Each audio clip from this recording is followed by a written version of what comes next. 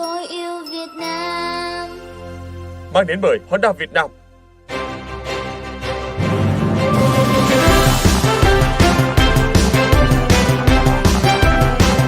Vui giao thông. Tập 22, võ sĩ nhí nổi tiếng, đảm bảo an toàn trên máy bay. Các cháu, đã đến giờ lên máy bay rồi. Yeah!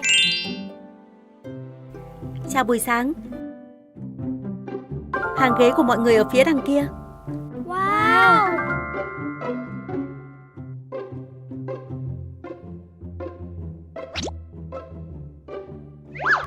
Đúng chỗ này rồi các cậu ơi.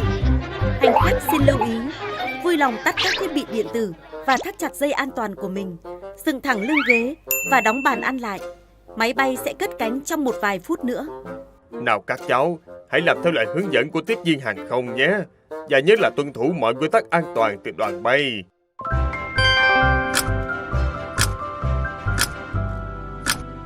Ây da, trông nó có vẻ không an toàn lắm. Cảm ơn giáo sư, đi máy bay thích thật ấy. Mà giáo sư ơi, sao chúng ta chọn đi máy bay thế ạ? Hỏi hay lắm Bi. Vì máy bay là phương tiện đi nhanh nhất, giúp chúng ta đến những nơi thật xa một cách an toàn. Yeah, bay nhanh như là siêu nhân. Đúng vậy, thậm chí còn thoải mái hơn nhiều. Và hơn thế nữa, chúng ta có thể trải nghiệm cùng nhau trên máy bay.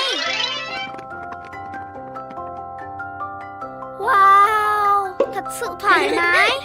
Ai đó gọi các cậu ấy dậy được không? Ôi, Máy bay cất cánh.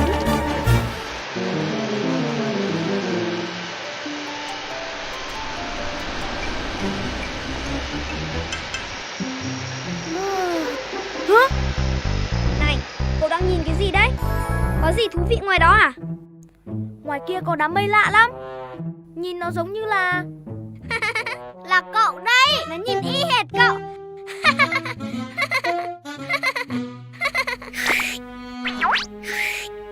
Suýt cậu thì có ấy. Sao lại suýt tớ? Trên máy bay cũng như ở sân bay, chúng ta nên hạn chế gây ồn ào để tránh ảnh hưởng tới mọi người xung quanh chứ sao? Tớ biết rồi.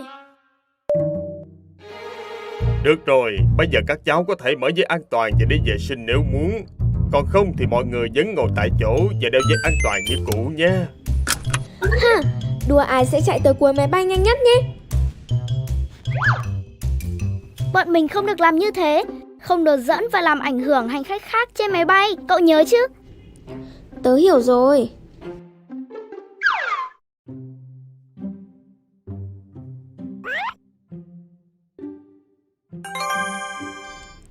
Ôi, dây buộc tóc của mình.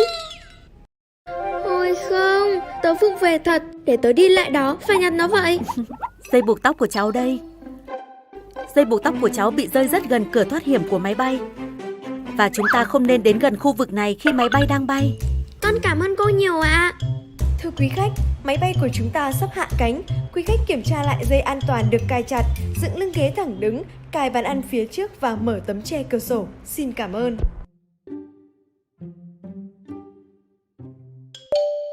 Yeah, tới rồi.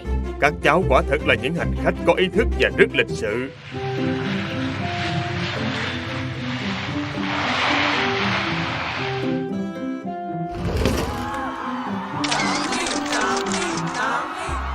Này, có ai giải thích được chuyện gì đang diễn ra không? Bác đã nói với các cháu rồi, Tám Ly thật sự là một nhà vô địch tương lai.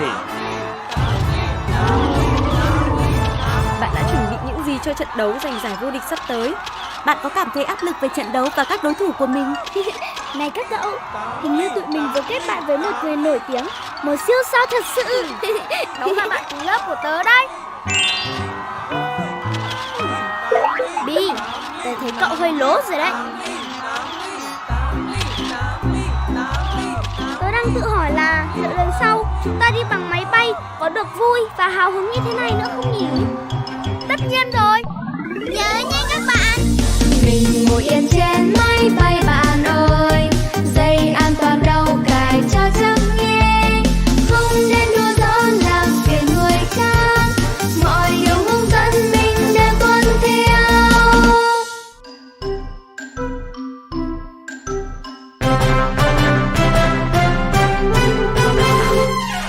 Honda Việt Nam nỗ lực hết mình vì sự an toàn của bạn.